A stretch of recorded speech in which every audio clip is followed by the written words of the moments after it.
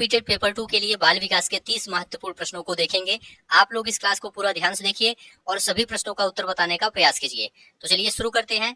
पहला प्रश्न आप सभी के सामने है, किसके अनुसार बालक का विकास आनुवंशिकता तथा वातावरण का गुणनफल है? किसके अनुसार बालक का विकास आनुवंशिकता तथा वातावरण का गुणनफल है? देखिए दोस्तों, यहाँ पर आपका राइट आंसर हो जाएगा वुडवर्थ। वुडवर्थ के अनुसार बालक का विकास आनुवंशिकता तथा वातावरण का गुणनफल होता है। यहाँ पर पहला ऑप्शन आपका राइट आंसर हो जाएगा वुडवर्थ। अगला प्रश्न है, मनोविज्ञान ने सर्वप्रथम अपनी आत्मा का परित्याग किया, फिर अपने मन का और फिर अपनी चेतना का, अभी वह एक प्रकार के व्यवहार को सजोए है। यह कथन किसका था? ऑप्शन है टिश्नर का, उंड का, वुडवर्थ का, मैकडूगल का। तो देखिए दोस्तों, यह कथन वुडवर्थ का है। तो यहाँ पर सी ऑप्शन वुडवर्थ आपका राइट आंसर हो जाएगा। वुडवर्थ के अनुसार मनोविज्ञान ने सर्वप्रथम अपनी आत्मा का परित्याग किया, फिर अपने मन का और फिर अपनी चेतना का, अभी वह एक प्रकार के व्यवहार को सजोए है। तो यहाँ पर सी ऑप्शन आपका राइट आंसर हो जाएगा। मनोलैंगिक विकास में सुप्तावस्था का वर्ष अंतराल संबंधित है। मनोलैंगिक विकास में सुप्तावस्था का वर्ष अंतराल संबंधित है।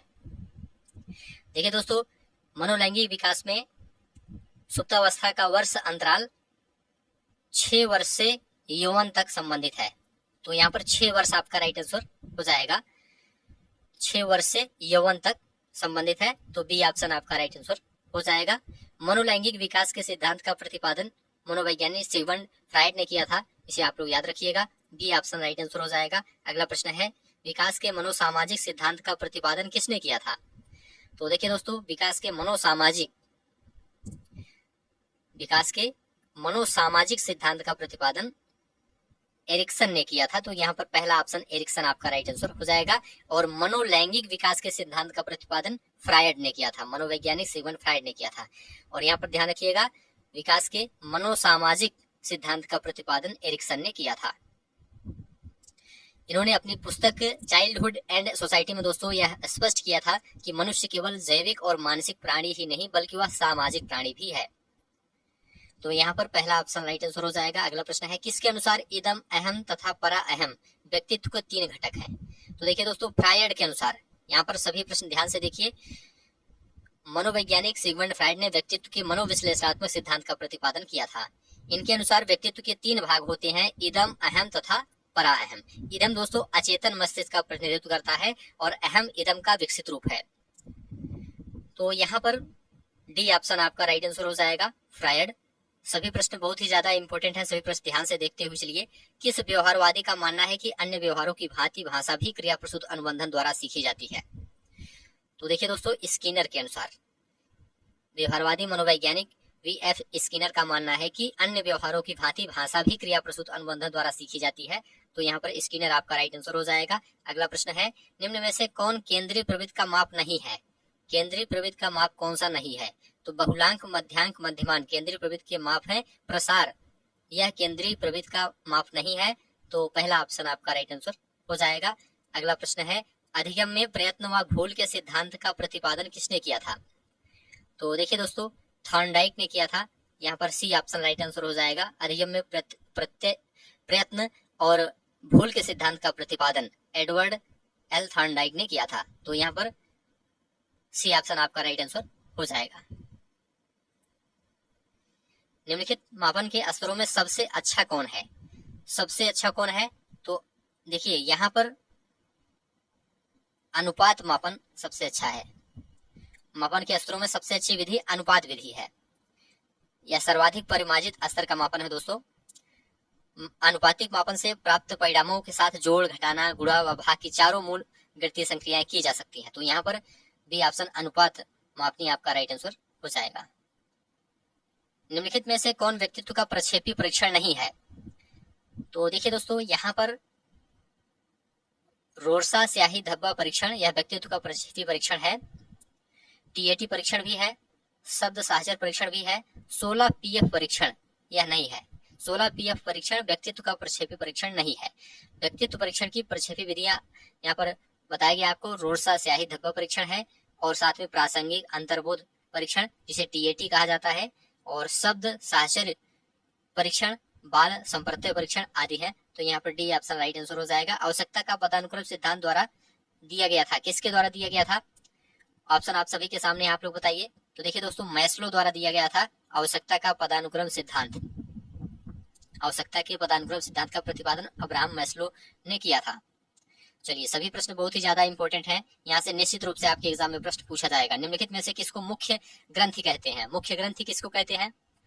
तो देखिए दोस्तों, पीयूष ग्रंथि को मुख्य ग्रंथि कहते हैं। डी ऑप्शन राइट आंसर हो जाएगा। पीयूष ग्रंथि को मुख्य ग्रंथि कहते हैं। चलिए आगे बढ़ते हैं।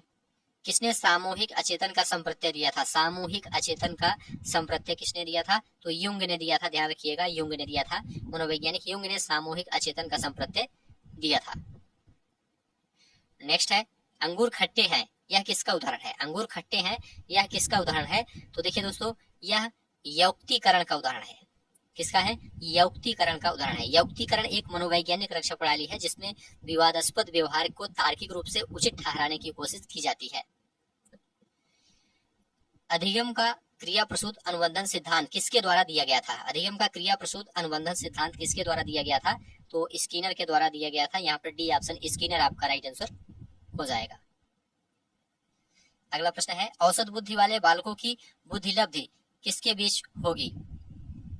तो देखिए दोस्तों, औसत बुद्धि वाले बालकों की बुद्धि लब्धि 90 से 109 के बीच होगी। यहाँ पर सी ऑप्शन आपका राइट आंसर हो जाएगा। 140 से अधिक जिसकी बुद्धि लब्धि होती है वो प्रतिभाशाली बालक होता है। 120 से 140 तक प्रखर बुद्धि का होता है और 110 से 120 तक उत्कृष्ट बुद्धि का होता है। और यहाँ पर 90 से 109 या 110 तक सामान्य बुद्धि का होता है या औसत बुद्धि का होता है। 80 से 90 तक जो होता है, 80 से 90 तक मंद बुद्धि का, 70 से 80 तक जो होता है निर्बल बुद्धि, 50 से 60 तक मूर्ख और 25 से 50 तक मूढ़ होता है। ठीक है, चलिए नेक्स्ट है, बंडूरा का कथन है कि बच्चे प्रतिक्रियाएं प्रतिमानीकरण द्वारा सीखते हैं, जिसको भी कहा जाता है। क्या कहा जाता है? जिसको निरीक्षणात्मक अधिगम भी कहा जाता है। बंडूरा का कथन है कि बच्चे प्रतिक्रियाएं प्रतिमानीकरण द्वारा सीखते हैं, जिसको निरीक्षणात्मक अधिगम भी कहा जाता है। तो सी ऑप्शन आपका राइट आंसर हो जाएगा। अगला प्रश्न है, पियाजे के संज्ञानात्मक विकास सिद्धांत में अमूर्त तर्क एवं परिपक्व नैतिक चिंतन किस अवस्था की विशेषताएं हैं? तो औपचारिक संक्रियात्मक अवस्था की विशेषताएं हैं। ध्यान रखिएगा, पियाजे के संज्ञानात्मक विकास सिद्धांत में अमूर्त तर्क एवं परिपक्व नैतिक चिंतन औपचारिक संक्रियात्मकता की विशेषताएं, संक्रियात्मक अवस्था की विशेषताएं हैं। देखिए दोस्तों, ज्ञानेंद्रिय मापक अवस्था का जो समय है या संवेदी कामक अवस्था का समय जो है उसका समय 0 से 2 वर्ष है। पूर्व संक्रिया अवस्था का समय कितना है? 2 से 7 वर्ष है। और मूर्त संक्रियात्मक अवस्था का समय 7 से 11 वर्ष है। और औपचारिक संक्रियात्मक अवस्था का समय 11 वर्ष से अधिक है। चलिए नेक्स्ट है, जन्मजात वैयक्तिक गुणों का योगफल है। ऑप्शन अब सभी के सामने, खाली स्थान में क्या रहेगा? तो देखिए दोस्तों, वंशानुक्रम जन्मजात वैयक्तिक गुणों का योगफल है। तो यहाँ पर वंशानुक्रम सी ऑप्शन आपका राइट आंसर हो जाएगा। मनोवैज्ञानिकों के अनुसार निम्नलिखित में से किस विधि द्वारा मूल प्रवृत्तियों में परिवर्तन लाया जा सकता है? तो देखिए दोस्तों, मनोवैज्ञानिकों के अनुसार दमन और विलयन और मार्गांतीकरण और साथ में शोधन, इन सब के द्वारा। ठीक है, तो यहाँ पर आपका कौन सा ऑप्शन राइट आंसर हो जाएगा? बी ऑप्शन भी राइट आंसर हो जाएगा, विलयन, सी ऑप्शन और डी नवीनीकरण, यह भी आपका राइट आंसर हो जाएगा। तो यहाँ पर बी सी डी तीनों सही है। चलिए आगे बढ़ते हैं। प्रत्ययों का बनते रहना एक प्रक्रिया है, खाली स्थान में क्या भरा जाएगा? ऑप्शन है विषम, अनियमित, सामयिक, नीचे है संचयी। तो यहाँ पर संचयी आपका डी ऑप्शन राइट आंसर हो जाएगा। प्रत्ययों का बनते रहना एक संचयी प्रक्रिया है, डी ऑप्शन राइट आंसर हो जाएगा। निम्नलिखित में से कौन सा भूलने का कारण नहीं है? कौन सा भूलने का कारण नहीं है? तो यहाँ पर शिक्षक की योग्यता, डी ऑप्शन, शिक्षक की योग्यता भूलने का कारण नहीं है। मानसिक द्वंद्व है, पुनरावृत्ति का अभाव है, सीखने की मात्रा है। पुनरावृत्ति का अभाव होगा तो इससे तो यह भूलने का कारण होगा, मानसिक द्वंद्व है तो भी होगा, सीखने की मात्रा भी भूलने का कारण है। शिक्षक की योग्यता नहीं है। स्पीयरमैन के अनुसार तर्क करने की क्षमता और समस्या समाधान करने की क्षमता कहलाती है, क्या कहलाती है? जी कारक कहलाती है। स्पीयरमैन ने बुद्धि के द्विखंड या द्वितत्वीय सिद्धांत का प्रतिपादन किया था। इन्होंने बुद्धि में दो तत्व बताए थे, एक सामान्य तत्व या योग्यता, दूसरा विशेष तत्व या योग्यता। सामान्य तत्व जी फैक्टर, विशेष वाला यस फैक्टर कहा गया था। ठीक है, सामान्य योग्यता व्यक्ति को सभी प्रकार के कार्यों में सहायता करती है और ये योग्यता सभी व्यक्तियों में पाई जाती है और प्रत्येक व्यक्ति की सामान्य योग्यता में अंतर होता है। जिस व्यक्ति में यह तत्व दोस्तों अधिक होता है वह दूसरों की अपेक्षा अधिक सफलता प्राप्त करता है। तो यहाँ पर जी कारक आप लोग ध्यान रखिएगा। पढ़ाते समय सामान्य कक्षा में अध्यापक का सर्वाधिक ध्यान किस मनोवैज्ञानिक तथ्य पर होना चाहिए? तो वैयक्तिक भिन्नता पर होना चाहिए, ध्यान रखिएगा।